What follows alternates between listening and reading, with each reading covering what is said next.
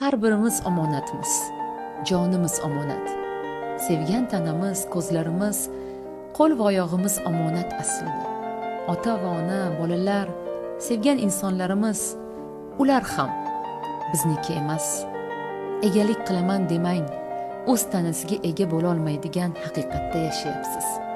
Hammasi vaqtinchalik. Hammasi. Sinovdamiz. Noshukurlik va mayda-chuyda uchun arazlashib, urushib, talashib umringizni o'tkazmang. Abadiy emasmiz. Haqligingizni isbotlash uchun kelmagansiz bu yerga. Seving, seviling, mehr ulashing, yaxshilardan bo'ling.